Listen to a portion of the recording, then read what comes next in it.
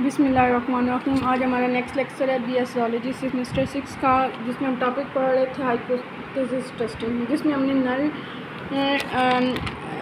Hypothesis alternative hypothesis को बड़ा thoroughly discuss किया था। नल हाइपोथेसिस मैंने आपको बताया था जो कि रिजेक्शन का कंसेप्ट देता है, और जो अल्टरनेटिव होता है वो उसके अपोजिट होता है। तो इसमें अब हमने एक क्वेश्चन करते हैं, और क्वेश्चन में लिखती हूँ जिसमें हम बता देंगे कि नल हाइपोथेसिस का कंसेप्ट क्या है और हाई अल्टरनेटिव का क्या है। क्वेश्चन नंबर 1 है, जिसमें इसमें हमें दिया हुआ है formulate the null and alternative hypothesis used in test of hypothesis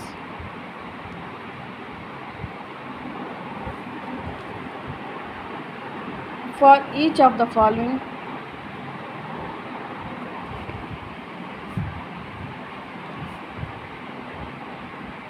अब मैं एक एक लिखती जाऊंगी और मैं एक एक आपके साथ डिस्कस करती जाऊंगी। सबसे पहले वो कहता है कि the mean lifetime of electric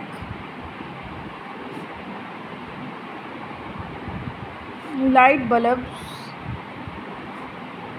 bulbs newly manufactured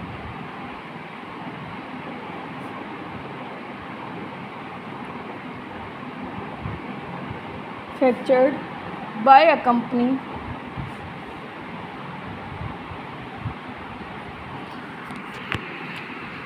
has not changed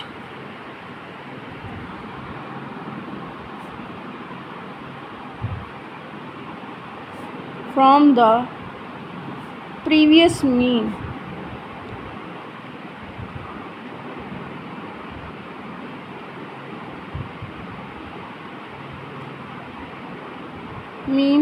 lifetime of 1200 hours। क्या कह रहे हैं कि उसमें एक इलेक्ट्रिक लाइट बल्ब है जो कि न्यूली मैन्युफैक्चर्ड कंपनी है, जिसका जो प्रीवियस साल का जो मीन था वो भी 1200 आवर्स थे, और अब भी जो इस साल का भी है वो भी 1200 आ रहा है। यानी कि वो कहता है इसमें कोई तब्दीली नहीं आई, तो अब हम इसको नल हाइपोथेसिस में पहले हम नल हाइपोथेसिस को कैसे डोनेट करते हैं, H0, ठीक है। तो ये सीन क्या है, मीन है, तो मीन को किससे डोनेट करते हैं, न्यू से इज़ इक्वल टू 1200। तो ये ऐसे लिखेंगे। अब ये हमने क्या लिख दिया, नल हाइपोथेसिस लिख दिया कि मीन किसके बराबर है, 1200, यानी कि मीन के अंदर कोई तब्दीली नहीं आई। पिछले साल भी यही था, इस साल भी यही है। तो अब अल्टरनेटिव इसका क्या होता है कि इससे अगेंस्ट होगा, यानी वो किससे डोनेट करते हैं, H1 से, ठीक है ना। तो यहाँ H1 है तो म्यू का साइन वैसे का वैसा, तो चेंज नॉट 1200, ठीक है, नॉट इक्वल टू 1200। तो ये अब ये किसका है, हाइपोथेसिस का, और ये अल्टरनेटिव हाइपोथेसिस, जिन दोनों आपस में क्या होते हैं, अपोजिट होते हैं। तो इस वजह से अगर उधर हम ना लिखते हैं नॉट इक्वल टू, तो यहाँ पे हम क्या लिख देते हैं, इक्वल टू लिख देते हैं। इसी तरीके से हमें उसने नेक्स्ट एक दी है, इसमें वो कहता है on automobile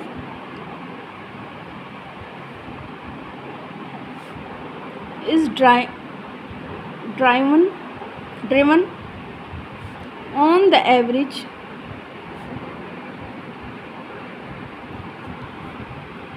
no more than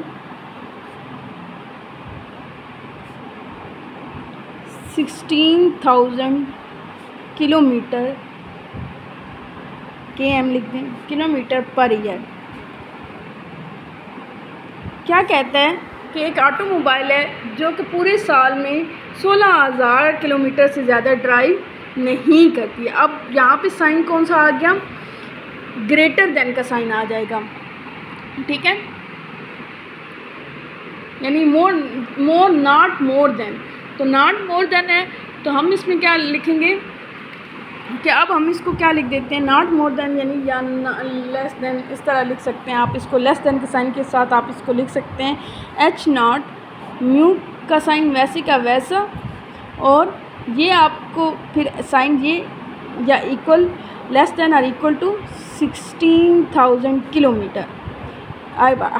ये कौन सा नल हाइपोथेसिस। अब आपने कौन सा हाइपोथेसिस डिस्कस करना है, अल्टरनेटिव हाइपोथेसिस। तो म्यू को आप डिस्कस करेंगे, अब इसको इस साइन को क्या कर देंगे, उल्टा कर देंगे और 16,000 किलोमीटर कर देंगे। ये आपके पास कौन सा आ जाएगा, alternative.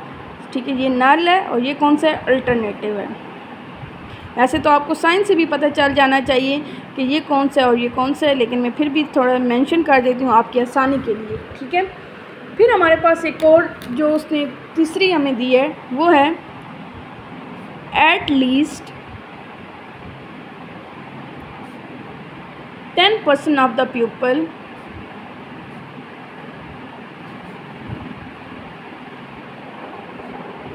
Of Pakistan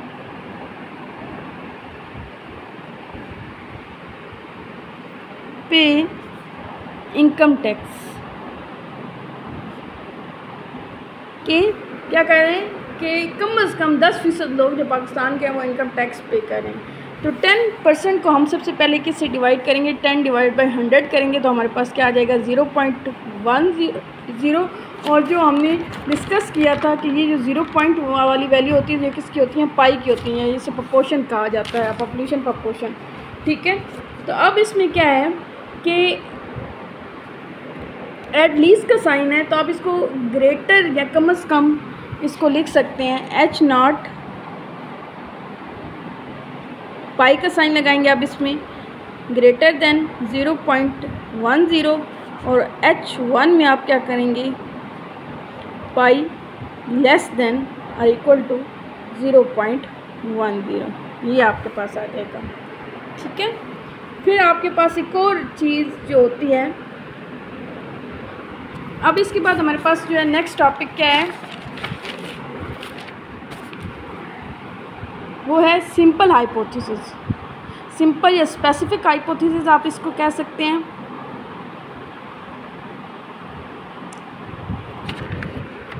simple hypothesis में क्या होता है,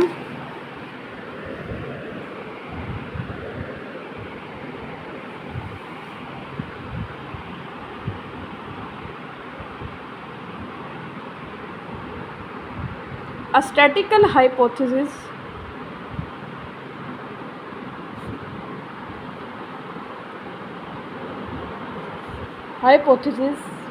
is said to be a simple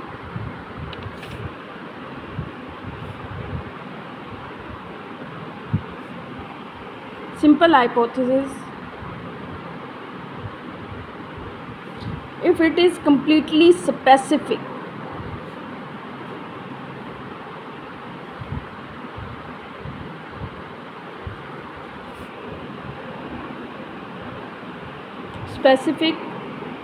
The underlying population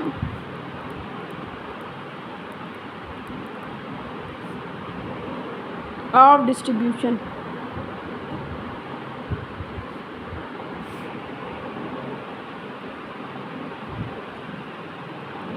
कि जिसमें स्पेसिफिक वैल्यू दी हुई होती है, स्पेसिफिक डेटा दिया हुआ होता है, वो आपके पास क्या होगी, सिंपल हाइपोथेसिस। ठीक है, कि जिसमें आपको क्लियरली डेटा दिया हुआ है। ठीक है, जिसमें आपको डेटा में कोई आपको फिगर आउट करने की ज़रूरत नहीं है या कोई उसमें कॉम्प्लिकेशंस नहीं है, तो वो आपके पास क्या होती है, सिंपल हाइपोथेसिस। अब आपके पास क्या आ जाती है, कंपोजिट हाइपोथेसिस। नेक्स्ट जो आपके पास आएगा वो क्या आता है, composite hypothesis.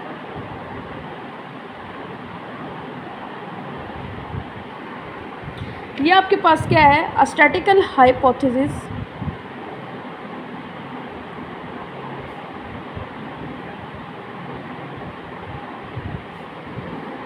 is said to be a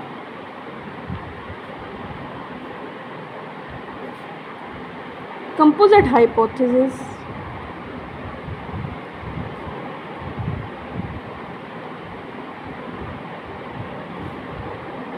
if it is not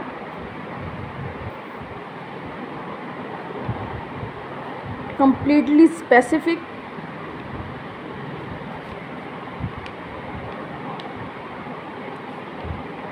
the underlying population,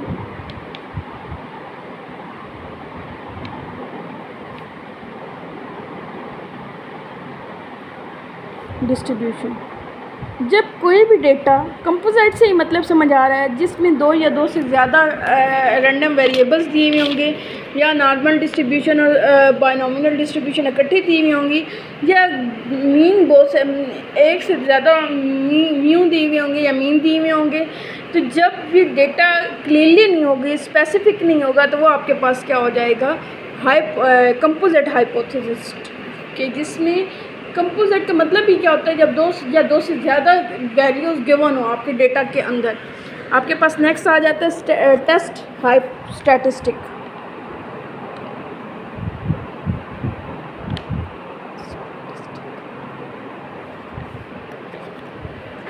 the test statistics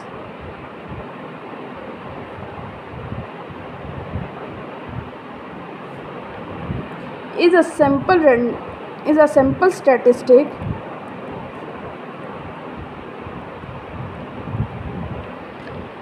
which provides a basis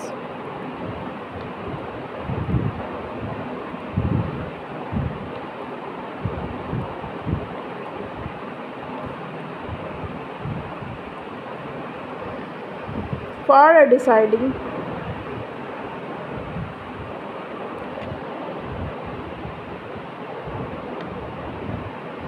whether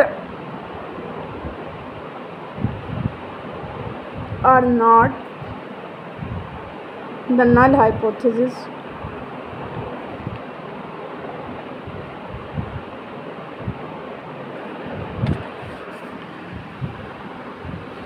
should be rejected।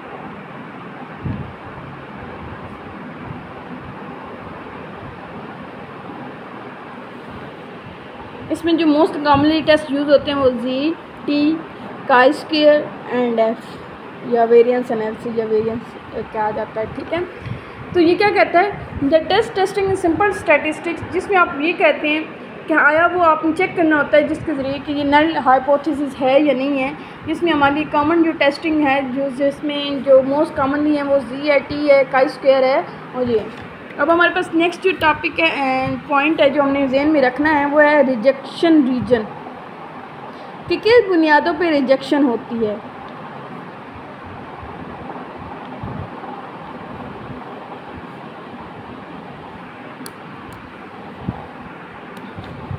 Rejection reason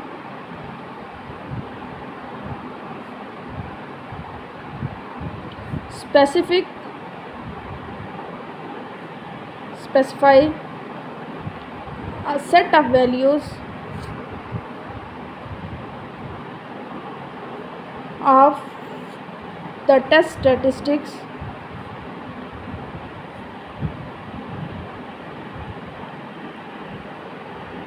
for which the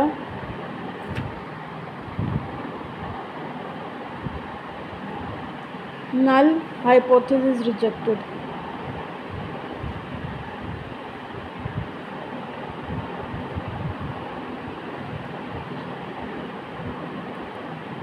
It is called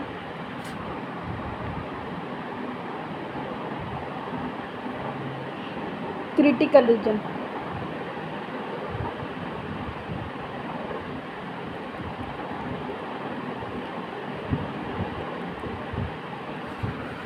क्या कहता है कि rejection reason का मतलब ये है कि ऐसी स्पेसिफिक वैल्यू होती हैं जिनकी बुनियाद पर नल हाइपोथेसिस को रिजेक्ट कर दिया जाता है, और उसको क्या कहा जाता है, क्रिटिकल रीजन कहा जाता है, ठीक है। कि वो स्पेसिफिक वैल्यू ऑफ डेटा जिसमें जो है वो डेटा को रिजेक्ट कर दिया जाता है, या नल हाइपोथेसिस को रिजेक्ट कर दिया जाता है और अल्टरनेटिव हाइपोथेसिस को एक्सेप्ट कर दिया जाता है। क्वेश्चन ऐसा आएंगे जिसमें आप नल हाइपोथेसिस को रिजेक्ट करेंगे और अल्टरनेटिव को एक्सेप्ट कर लेंगे, तो उसको क्या कहा जाता है, रिजेक्शन रीजन कहा जाता है या क्रिटिकल रीजन कहा जाता है, ठीक है। नेक्स्ट आपके पास आ जाता है नॉन रिजेक्शन रीजन। वैसे इसी डेफिनेशन का आप अपोजिट भी कर सकते हैं, लेकिन मैं आपको एक दफ़ा पढ़ा देती हूँ।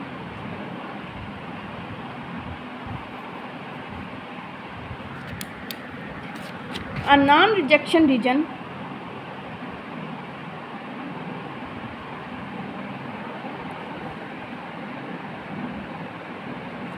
specific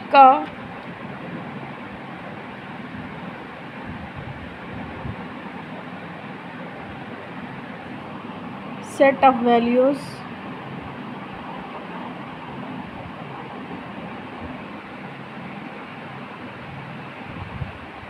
of the test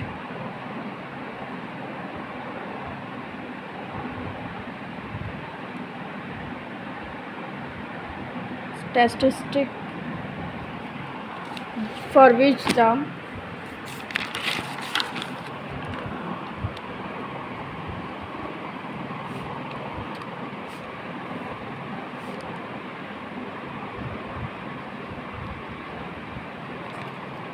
is not rejected। क्या कहते हैं कि जिसमें नल हाइपोथेसिस को रिजेक्ट नहीं किया जाएगा, ठीक है ना, और अल्टरनेटिव को एक्सेप्ट नहीं किया जाएगा, उसको क्या कहेंगे हम? नॉन रिजेक्शन रीजन, और it is called non critical, called as the non critical reason. तो ये वैल्यूज़, ये थ्योरी पढ़ाने का बेसिक मकसद यही है कि आपको जब क्वेश्चन हो तो ये सारी चीज़ें आपके माइंड में होनी चाहिए। नेक्स्ट आपके पास है critical values.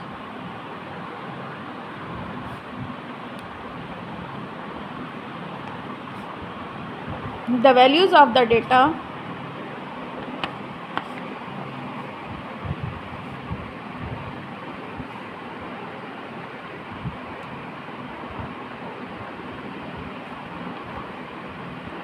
test statistics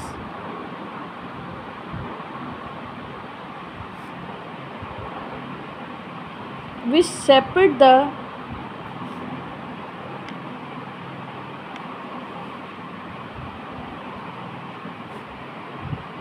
region rejection and non-rejection region for the test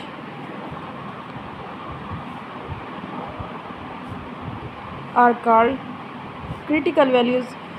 वो वैल्यूज़ जो आपके डेटा में से रिजेक्शन वाली वैल्यूज़ और नॉन रिजेक्शन वाली वैल्यूज़ को सेपरेट करती हैं, जो आपके क्वेश्चन में से, तो उनको क्या कहा जाता है? Critical values. जो वैल्यूज़ आपके डेटा में से आपको डेटा सेपरेट कर देती हैं। आइए कि ये रिजेक्टेड रीजन है और ये नॉन रिजेक्टेड रीजन है, जिसमें जिस नॉन रिजेक्टेड आपको समझ आ गई। नॉन रिजेक्टेड में क्या होता है? नल हाइपोथेसिस को एक्सेप्ट किया जाता है, और रिजेक्टेड में क्या होता है?